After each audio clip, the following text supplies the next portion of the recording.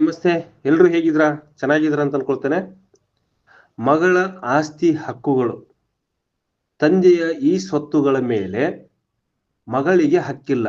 ಪಿತ್ರಾರ್ಜಿತ ಆಸ್ತಿ ಬಗ್ಗೆ ತಿಳಿದುಕೊಳ್ಳಲು ಸಂಪೂರ್ಣವಾಗಿರ್ತಕ್ಕಂಥ ಮಾಹಿತಿಯನ್ನು ನಾನು ಇವತ್ತು ತಿಳಿಸ್ಕೊಡ್ತೇನೆ. ಕೇಳಿಸ್ಕೊಳ್ಳಿ. ಹೆಣ್ಣು ಮಕ್ಕಳಿಗೆ ಯಾವ ಯಾವ ಹಕ್ಕುಗಳು ತಂದೆಯ ಆಸ್ತಿಯಲ್ಲಿ ಮತ್ತು ಕುಟುಂಬದ ಸದಸ್ಯರಂತೆ ಇವರಿಗೂ ಹಕ್ಕುಗಳು ಯಾವ ಯಾವ ರೀತಿಯಲ್ಲಿ ಹಕ್ಕುಗಳು ಸಿಗ್ತವೆ ಅನ್ನೋದ್ರ ಕುರಿತು ಸಂಪೂರ್ಣ ಮಾಹಿತಿಯನ್ನು ನಾನು ಹೇಳ್ತೇನೆ. ತಂದೆಯ ಎಲ್ಲಾ ಸ್ವತ್ತುಗಳ ಮೇಲೆ ಮಗಳು ಹಕ್ಕು ಹೊಂದಿರುತ್ತಾಳೆ. ಆದರೆ ಕೆಲವು ನಿರ್ದಿಷ್ಟ ಸಂದರ್ಭಗಳಲ್ಲಿ ಮಾತ್ರ ಅವಳಿಗೆ ಆಸ್ತಿಯಲ್ಲಿ ಪಾಲು ಪಡೆಯಲು ಅವಕಾಶವಿಲ್ಲ. ಹಾಗಾದರೆ ಯಾವ ಸ್ವತ್ತುಗಳ ಮೇಲೆ ಮಗಳಿಗೆ ಹಕ್ಕಿಲ್ಲ? ಬನ್ನಿ, ಸಂಪೂರ್ಣ ವಿವರ ಇಲ್ಲಿದೆ. ಈ ರೀತಿ ಎಲ್ಲಾ ಮಾಹಿತಿಗೆ ನಮ್ಮ ಯೂಟ್ಯೂಬ್ ಚಾನಲ್ ಅನ್ನ ನೀವು ಸಬ್ಸ್ಕ್ರೈಬ್ ಮಾಡ್ಕೊಳ್ಳಿ. ಹಾಗೆ ಈ ವಿಡಿಯೋ ಇಷ್ಟ ಆದ್ರೆ ಲೈಕ್ ಮಾಡಿ. ಕೊನೆಯಲ್ಲಿ ಭಾರತದಲ್ಲಿ ಮಹಿಳೆಯರ ಆಸ್ತಿ ಹಕ್ಕುಗಳು. ಇಂದಿಗೂ ಅನೇಕರಿಗೆ ಹೆಣ್ಣು ಮಕ್ಕಳ ಆಸ್ತಿ ಹಕ್ಕುಗಳ ಬಗ್ಗೆ ಸ್ಪಷ್ಟ ತಿಳುವಳಿಕೆ ಇಲ್ಲ. ಹೆಣ್ಣು ಮಕ್ಕಳು ಮದುವೆಯಾದ ನಂತರ ಬೇರೆ ಮನೆಗೆ ಹೋಗ್ತಾರೆ. ಕಾಮನ್ ಆಗಿ ಎಲ್ಲರೂ ನಮ್ಮ ಭಾರತ ದೇಶದಲ್ಲಿ ಹೆಣ್ಮಕ್ಳು ಮದುವೆ ಆದ ತಕ್ಷಣ ಅವರ ಗಂಡನ ಮನೆಗೆ ಹೋಗ್ತಾರೆ. ಅವರಿಗೆ ಪಿತ್ರಾರ್ಜಿತ ಆಸ್ತಿಯ ಅಗತ್ಯವಿಲ್ಲ ಎಂಬ ಸಂಕುಚಿತ ಮನೋಭಾವ ಕೆಲವು ಕುಟುಂಬಗಳಲ್ಲಿ ಇನ್ನೂ ಉಳಿದಿದೆ. ಅಂದ್ರೆ ತಂದೆ ತಾಯಿಯರ ಆಸ್ತಿಯಲ್ಲಿ ಹೆಣ್ಮಕ್ಳಿಗೆ ಪಾಲು ಕೊಡೋದಿಲ್ಲ ಅನ್ನೋದು ಇವತ್ತಿಗೂ ಸಂಕುಚಿತ ಮನೋಭಾವನೆ ಇದೆ. ಆದರೆ 2005ರಲ್ಲಿ ಜಾರಿಗೆ ಬಂದ ಹಿಂದೂ ಉತ್ತರಾಧಿಕಾರ ಕಾಯ್ದೆ ಈ ತಪ್ಪು ನಂಬಿಕೆಗೆ ಕೊನೆ ಹಾಡಿದೆ. ಆದರೂ ತಂದೆಯ ಎಲ್ಲಾ ಸ್ವತ್ತುಗಳ ಮೇಲೆ ಮಗಳು ಸ್ವಯಂಚಾಲಿತವಾಗಿ ಹಕ್ಕು ಪಡೆಯುವುದಿಲ್ಲ. ಹೆಣ್ಣು ಮಗಳು ಯಾವ ಸ್ವತ್ತುಗಳಲ್ಲಿ ಪಾಲು ಪಡೆಯಬಹುದು ಮತ್ತು ಯಾವುವು ಅವರಿಗೆ ಅನ್ವಯಿಸುವುದಿಲ್ಲ ಎಂಬುದನ್ನು ಇಲ್ಲಿ ವಿವರಿಸಲಾಗಿದೆ. ಹೆಣ್ಣು ಮಕ್ಕಳಿಗೆ ಲಭ್ಯವಿರುವ ಆಸ್ತಿ ಹಕ್ಕುಗಳು ಮೂಲ ಹಿಂದೂ ಉತ್ತರಾಧಿಕಾರ ಕಾಯ್ದೆ 1956ರ ಪ್ರಕಾರ ಪುತ್ರರಿಗೆ ಮಾತ್ರ ಪಿತ್ರಾರ್ಜಿತ ಆಸ್ತಿಯಲ್ಲಿ ಪೂರ್ಣ ಹಕ್ಕು ಇತ್ತು.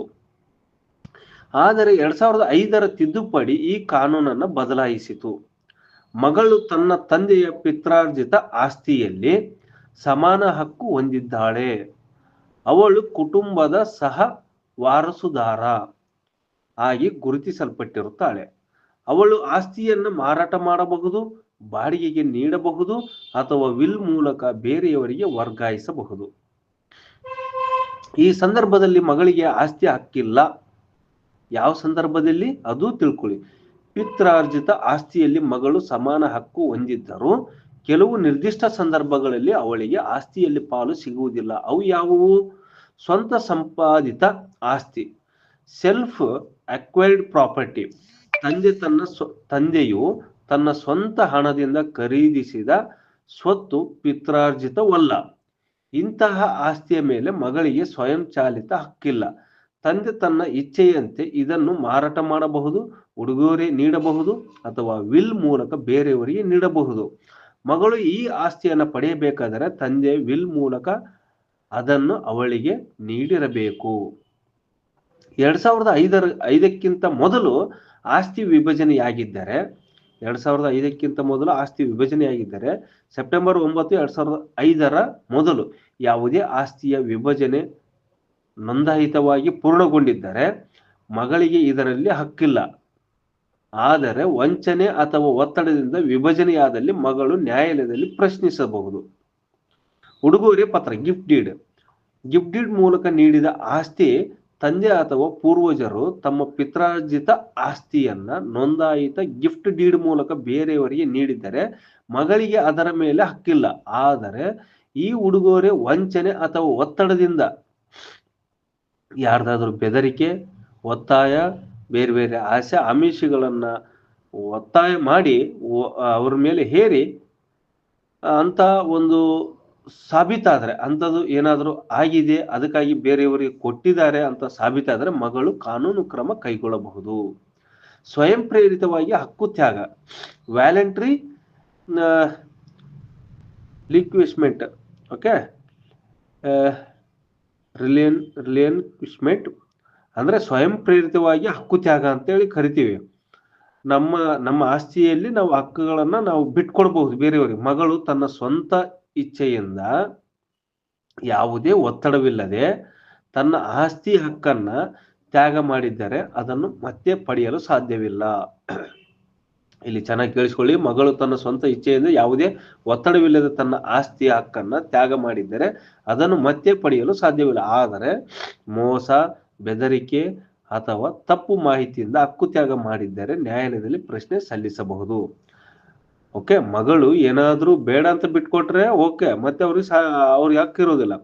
ಬೈ ಚಾನ್ಸ್ ಆಗಿ ಅದೇ ಮಗಳ ಮೇಲೆ, ಅದೇ ಹೆಣ್ಣು ಮಕ್ಕಳ ಮೇಲೆ ದೌರ್ಜನ್ಯ, ದಬ್ಬಾಳಿಕೆ, ಬೇರೆ ಬೇರೆ ಏನಾದ್ರೂ ತಪ್ಪು ಮಾಹಿತಿ ನೀಡಿ ಅವ್ರಿಗೆ ಬಿಟ್ಕೊಡೋ ತರ ಮಾಡಿದ್ರೆ ಮತ್ತೆ ನ್ಯಾಯಾಲಯದಲ್ಲಿ ಆ ಹೆಣ್ಮಗಳು ಅರ್ಜಿಯನ್ನ ಸಲ್ಲಿಸಬಹುದು. ವಿಲ್ ಮೂಲಕ ಹೊರತುಪಡಿಸಿದ್ದಾರೆ. ತಂದೆ ಕಾನೂನುಬದ್ಧವಾಗಿ ವಿಲ್ ಬರೆದು ಮಗಳನ್ನು ಆಸ್ತಿಯಿಂದ ಹೊರತುಪಡಿಸಿದ್ದಾರೆ, ಅಂದ್ರೆ ಮಗಳನ್ನು ಬಿಟ್ಟಿದ್ದಾರೆ, ಮಗಳಿಗೆ ಹಕ್ಕಿಲ್ಲ. ಆದರೆ ವಿಲ್ ನ್ಯಾಯಸಮ್ಮತವಲ್ಲ ಅಥವಾ ವಂಚನೆಯಿಂದ ರಚಿಸಲ್ಪಟ್ಟಿದೆ ಎಂದು ಸಾಬೀತಾದರೆ ಮಗಳು ನ್ಯಾಯಾಲಯದಲ್ಲಿ ವಿರೋಧಿಸಬಹುದು. ತಿಳಿದುಕೊಳ್ಳಿ, ನಿಮ್ಮ ಹಕ್ಕುಗಳನ್ನ ಕಾಪಾಡಿಕೊಳ್ಳಿ.